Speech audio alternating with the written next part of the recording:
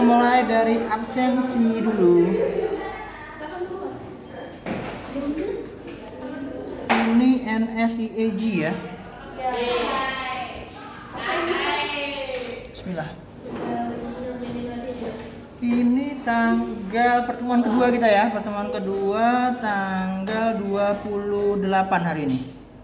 28 hari ini si Adiba ada. Adiba mana Adiba? Angkat tangan, raise your hand please. Adiba mana? Adiba ada. Alivia hadir. Miftahul Husna hadir. Nur Eka sakit. Aulia Lili dulu. Laili Sarifah sorry. Aulia ada. Reifa Sabrina CO. Susulis saya sampai gagap saya. Cantika sakit. Gita Gusti kok Gita Gusti. Marsha ambil buku ini. ada tapi ada ya. Inaya ada. Ranti mana Ranti? Salsabila Nemenin saya ambil buku. oh ya. Sama si Cantika tadi. Sorry. Sama si siapa tadi? Sama si oh ya. Oke, sip. Oke, today kita bahasnya pertama dulu suhu dulu hari ini. Oke. Masya Allah. Apa itu? Ini bahan-bahan untuk PPT saya. Karena saya masih belum sempat ini. Jadi saya biasanya ngambil materi itu seperti itu. Jadi saya itu terbiasa dari kuliah dulu itu kalau ngambil materi biasanya itu saya referensi itu banyak. Jadi ini referensi A, B, C. Jadi saya nggak gampang ngambil gambarnya, saya ambilin gambarnya gitu kan. Nanti baru saya tumpuk di PPT saya gitu. Kalian nanti kalau bikin skripsi atau bikin laporan ilmiah kayak gitu juga. Kalian ngambil PDF itu banyak, kalian buka PDF, nanti kutipannya paling cuma satu kalimat gitu, diambil dari misalnya Sulis tahun 2022 misalnya, PDF-nya misalnya, PDF-nya diambil dari si Aulia misalnya tahun 2020 misalnya, diambil, padahal cuma satu lembar doang diambilnya, satu lembar, satu kalimat doang diambilnya, tapi referensinya banyak. Itu namanya laporan ilmiah, bukan laporan ilmiah. Ya laporan ilmiah sih. Mau kalian nanti jurusannya IPS kayak mau kalian jurusannya IPA, jurusan kuliahnya mau di teknik, di MIPA, di kedokteran atau mau di manapun gitu ya. Mau di manapun, kalian pasti akan familiar dengan penulisan yang scientific penulisan. Oke. Kita lanjut dulu. Jadi kita bahasnya suhu dan kalor. Minggu kemarin kita udah bahas sedikit. Kalor. Masa kolor saya tulisnya? Kalor ya? Tahu ini bikin saya kaget saja. Kau nih mau kasih kejut jantung kah? Oke, jadi ini adalah subtema pembahasan kita yang akan kita bahas. Jadi mohon dimaklumi kalau misalnya nanti cukup lama. Jadi kita mulai bahas ya. Siapa? Di depan sana siapa? Ya please. Maaf ya Ustaz. Reva mau jasa sama siapa? Sama cowok. Oke. Dan saya Baski. Ya beda. Jadi suhu dan kalor itu pembahasannya dimulai dari kita suhu nanti dimulai sama termometer. Ini nanti babak awal pengantarnya. Jadi dari suhu termometer ini nanti ada 3 satuan, 4 ya, ada 4 satuan. Satuan besarnya ada besar suhu ada 4 kita pelajari nanti konversi suhu, konversi dari Celsius per Reaumur atau Reaumur per Kelvin gitu ya. Kemudian yang sebelah sana itu kita bahas kalornya. Jadi kalor itu dia pasti akan menyebabkan perubahan wujud benda, perubahan suhu dan perubahan wujud benda. Jadi perubahan bendanya nanti wujudnya, kalian kan tahu wujud benda ada berapa, masih ingat? Banyak. Ada cair, gas. Ya, cair, gas dan Padat. Betul. Nanti kita akan pelajari di sebelah sini perubahan suhu, karena ya sudah pasti kalau dikasih panas pasti akan berubah suhunya gitu kan. Nah itu perubahan suhu ini mengakibatkan perubahan wujud benda biasanya. Nah ini adalah transfer transfer panas atau heat transfer. Jadi panas itu bisa dipindahkan dari satu benda ke benda lain. Misalnya gini, kalian mau bikin kopi gitu ya, mau bikin kopi, maka apa hal pertama yang kalian lakukan? Merebus air. Ya, merebus air atau menjarang air, bahasa Inggrisnya menjarang air gitu kan. Jadi kalian akan menjarang air, merebus air gitu kan. Air itu bisa mendidih atau bisa dikatakan untuk bikin kopi direbus pakai apa nih? Api. Pakai api. Pakai kalor kan, pakai api, pakai kalor. Jadi sumbernya itu dari api. Api nanti akan memindahkan panas api tadi ke air ya, yang merambat melalui si wadahnya itu ya. Nah itu nanti apa itu sudah nanti konduksi, apa konveksi, apa radiasi nanti kita bahas di pertemuan itu. Sebenarnya kalau kita mau bikin project dari sini, saya pengennya kalau misalnya sempat ya kita bikin project, bikin termos kayak gitu ya. Jadi kalian nggak perlu beli termos gitu sebenarnya, cuma waktu dan biaya. Saya takutnya nanti orang tua yang kebanyakan biaya lagi ini mau bikin termos lagi macam-macam karena lumayan. Oke? Kalau kuliah biasanya praktikumnya yang ada bikin macam-macam lah ya, nggak termos juga bikinnya, nggak termos juga bikinnya macam-macam ya, bikin macam-macam. Karena ini suhu itu aplikasinya, suhu dan kalor itu aplikasinya banyak. Oke? Masih belum yang tadi? Oke. Sebenarnya ada di buku kalian nih sore. Kalau kalian buka di ini silabus awal. Di silabus awal itu ada suhu, kemudian penuaian, kalor, itu silabus awalnya itu. Jadi ini cuma silabi aja sebenarnya. Ya udah nggak apa-apa Ustaz. Oke, boleh. Ada kertas Di bab 5. Jadi suhu dan kalor itu bab 5 halaman 80 pas, halaman 80 pas.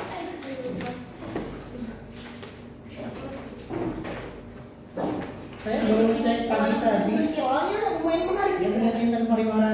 Saya udah lama gak suka intan pariwara, soalnya lumayan menarik. Soalnya. Di sini ada yang tidak ikut UTBK atau memang istilahnya itu sudah memastikan mau lihat jalur mana selain jalur UTBK itu ada? Insya Allah SNM.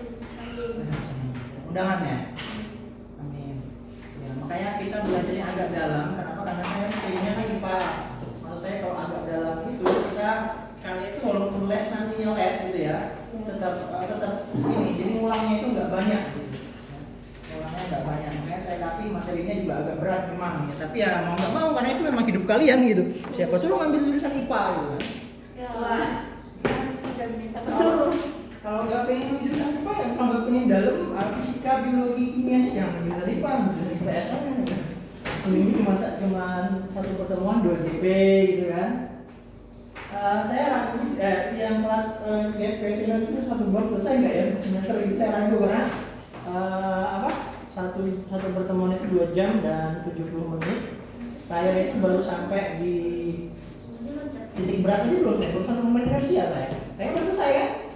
Udah selesai kan momen titik berat udah selesai kan ini. Sampai dia udah punya semangat di mana? Elastisitas. Ya, elastisitas. Ya nanti sama dia kalau saya lanjut di semester 2 saya masih megang kalian juga, nanti misalnya akan lanjut mungkinnya ke fluida statis, fluida dinamis, nanti larinya ke situ. Saya akan masuk di materi yang semester 2 nya kalor, teori kinetik, kemudian termodinamika, gelombang optik gitu ya. Coba teman-teman. Sebelum. Ada di buku ya, nggak usah. Siapa yang lebih singkat? Oh itu biasa ini, udah serah lah ya.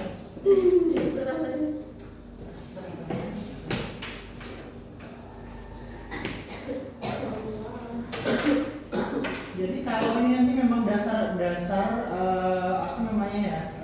bab awal ketika kalian mau bahas teori kinetik gas, maka kalian harus paham kalor dan suhu dulu. Kalian mau bahas termodinamika, kalian harus paham kalor dan suhu dulu ya. Nggak tahu di kimia kalian ada termodinamika nggak di kimia? Udah belajar termodinamika di kimia? Belum. Kalau kalian ambil jurusannya itu jurusan farmasi, jurusan kimia, teknik kimia, itu pasti akan sangat familiar dengan termodinamika. Termodinamika, teori kinetik gas dan suhu dan kalor itu pasti terpakai karena kerjaan orang farmasi, orang kimia itu ya ngeracik gitu ya. Namanya ngeracik itu pasti memanfaatkan panas biasanya untuk meleburkan serbuk. Anggap serbuk apa, serbuk garam gitu ya, NaCl gitu dilalutin, pasti dia pakai panas gitu kan, pakai air gitu kan. Nah, nanti dicampur apa lagi gitu. Karena sangat familiar dengan hal-hal yang seperti ini yang sering tujuannya ke sana. Aulia mau kemana Aulia? Tujuannya mau kemana? Sambil ngomong yang lain, belum kesehatan. Kamu tujuannya mau kemana? Kedokteran. Sulis? IPDN. Kalau IPDN kayaknya nggak perlu jalur TBK kayaknya ya. Dalam kayaknya. Kalau si nanti mau kemana nanti? IPDN juga. Nah ya? Ilmu gizi, D3 analis farmasi berarti. Diulang lumayan karena D3 analis farmasinya kalau mau ahli gizi atau ini mau kedokteran terserah atau ahli gizi itu kebetulan ulang sudah ada dan bukanya tahun 2014 kemarin analis farmasi itu sudah dijumpa di baru. Lumayan dosen-dosennya sudah banyak yang dokter, sudah banyak yang kimia juga kimia, kemudian biologi, ya hampir, makanya harus kuat itunya, kuat basicnya, biologi, kimia. Kalau fisika sebenarnya nggak terlalu diperlukan, kecuali kan memang membuat racik obat atau memang memerlukan sesuatu yang teknis memerlukan fisika gitu ya. Oke sudah ya, saya lanjut ya. Nanti yang lain pas tugas saja saya tanya cita-citanya pas tugas saja. Jadi nanti ngerjain tugas itu pertanyaan terakhirnya apa cita-cita kalian, mau kemana tujuan kalian? Saya pengen tahu karena oke, jadi sudah saya bilang tadi bahwa ketika kalian membuat kopi gitu ya, kalian membuat kopi atau membuat teh, maka yang kalian perlukan pertama kali adalah api. air apa? Air panas. Ya kan? Kalau kalian nggak bikin air panas, masa ada kopi air dingin gitu ya? Ada sih, tapi kan nggak nikmat gitu ya. Maka untuk bikin kopi harus ada air panas. Kemudian baru tambah kopi, kalau memang suka gula, dikurang dengan gula, ditambahin dengan gula gitu ya. Lalu ketika air itu dipanaskan, maka ketika kalian pegang, apa yang kalian rasakan? Panas. Buyung. Nah ini kalau yang ini, anggaplah ini suasana di mana ya, yang dingin ya, Alaska boleh atau daerah manapun ada, Jepang juga ada satu. Jepang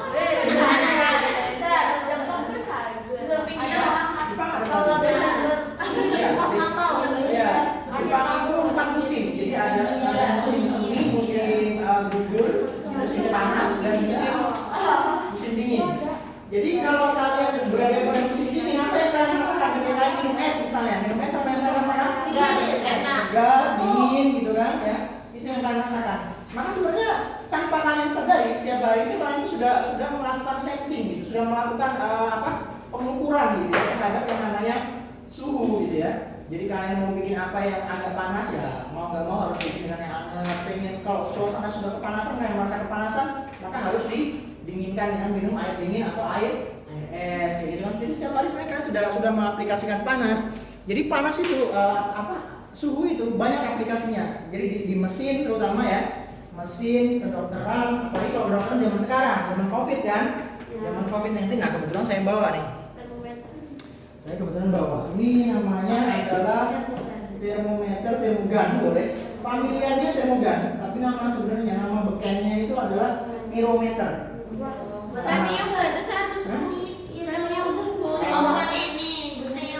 Jadi kalau pirometer ini dia tanpa, jadi kalau termometer biasa, jadi saya bawa 3 termometer, kebetulan saya bawa termometer, ada 3 termometer. Jadi ini termometer alkohol, termometer rasa.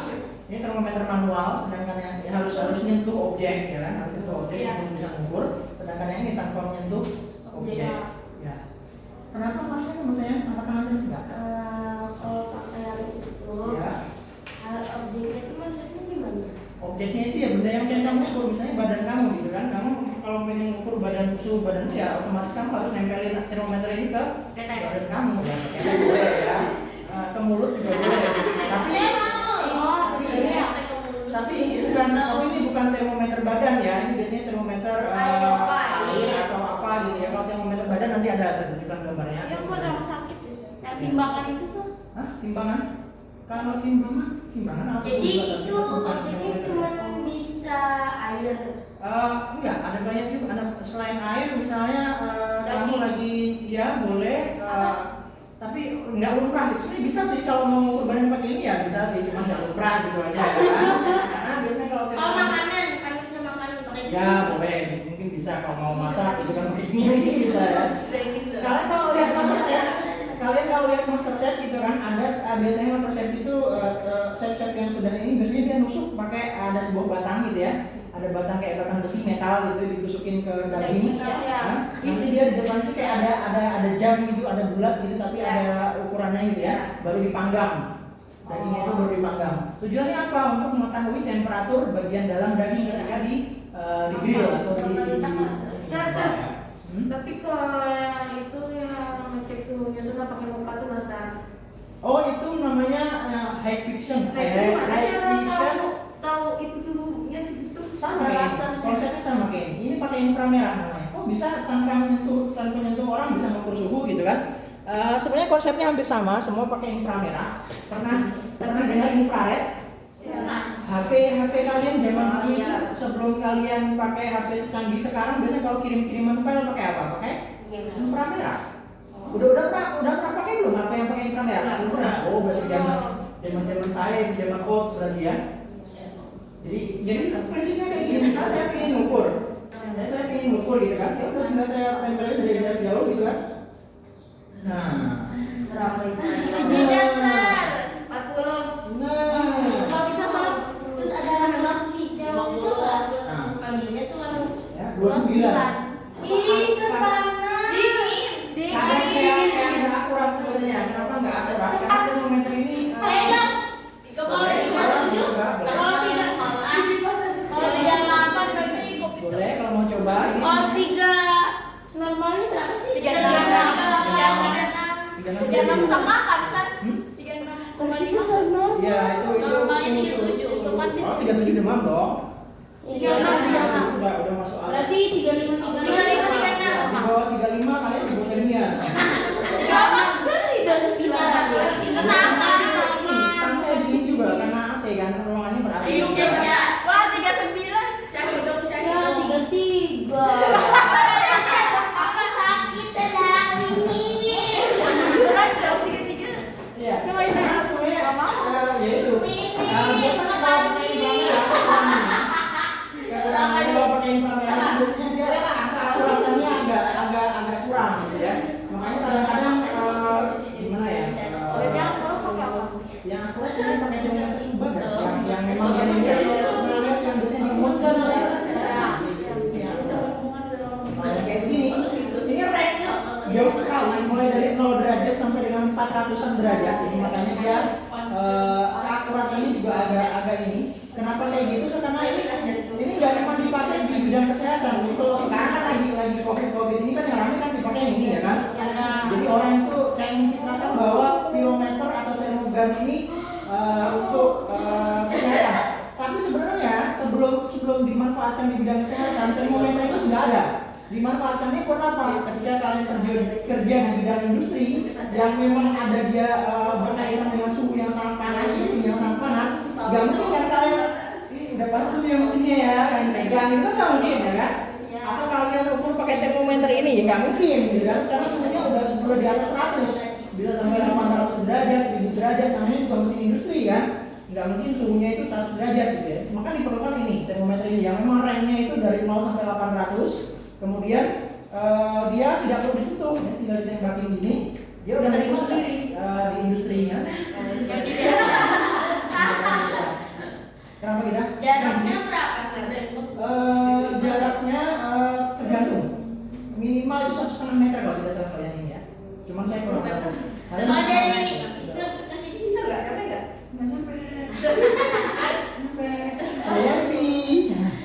Perlu wifi gitu ya. Oke. Jadi suhu. Jadi kalau ditanya, kalian sejak kecil ini kan, kalian sejak kecil itu biasanya. Ya boleh. Kalau kalian itu waktu kecil dulu, itu kan kalau demam gitu ya, dikompres ya, dikompres misalnya diukur suhunya, minum paracetamol. 19 dari kalian, kayak berat badan semuanya. Tunggu dipencet Mister. Bukan berat apa namanya, suhu badan ya. Nah, jadi ketika apa sih suhu itu? Kita ditanya suhu itu apa gitu ya. Maka ketika es itu dikatakan bersuhu rendah. Kenapa es dikatakan bersuhu rendah? Karena dingin. Ya. Kenapa jadi api dikatakan panas? Panas. Ya. Jadi es dikatakan suhu rendah karena dia dingin. Api dikatakan suhu tinggi karena panas. Ya. Maka apa yang dimaksud dengan suhu? Kemarin sudah saya jelaskan sedikit. Jadi mungkin kita tinggal ini aja. Jadi suhu itu adalah derajat panas dari suatu benda, suatu objek ya. Derajat panas atau dinginnya suatu objek, suatu benda itu disebut sebagai suhu. Oke. Tapi kalau habis pegang es batu lama-lama, ambil itu panas tangannya. Kenapa? Itu bukan panas, itu memang saking dinginnya tangan kalian itu. Jadi darah kalian itu kayak jenuh dia.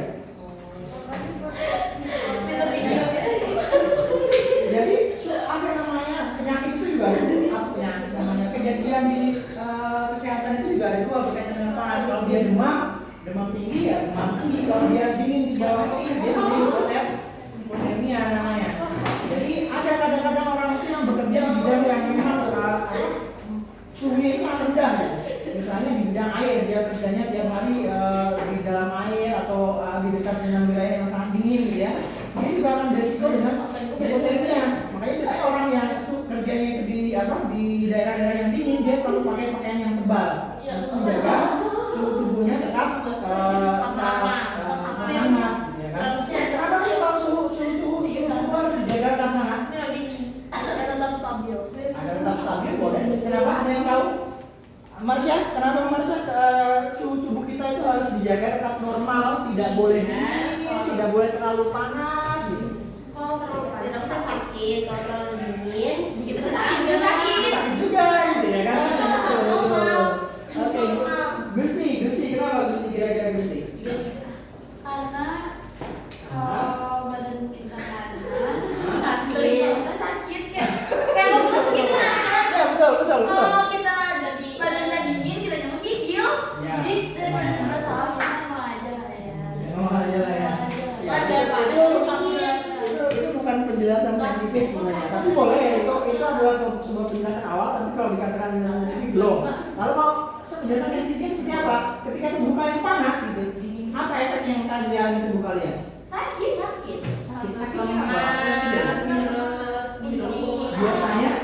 Biasanya kalau suhu terlalu panas itu ada namanya kejang. Ya kan? Ketika dia kejang, apa yang shock? Yang shock itu otak kalian. Saraf otak kalian itu shock dan kalian bisa mati mendadak darahnya gara-gara mati otak. Jadi ada yang kejadian namanya bayi itu pada umur yang masih kecil, bayi itu tidak boleh kehilangan cairan yang terlalu banyak. Ya. Kalau misalnya terlalu dingin itu kejang juga nggak?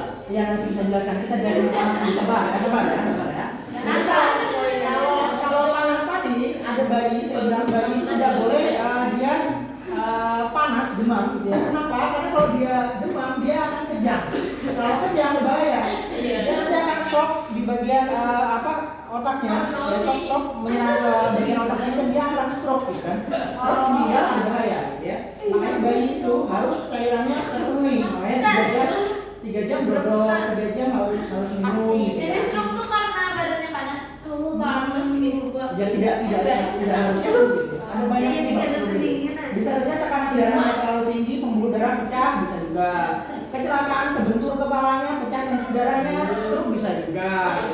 Ini banyak penyebab stroke itu. Cuman panas itu bisa menyebabkan sampai stroke. Terlalu tinggi ya. Kemudian kalau dingin tadi yang tanya Marsha tadi dingin itu yang menyebabkan apa? Yang disebabkan karena badan kita yang terlalu dingin atau ada ya penyakitnya? Hipotermia ya. Oke, kita lanjut sampai sini. Silakan istirahat. Thank you, Sar. Yes. Belajar yang lain.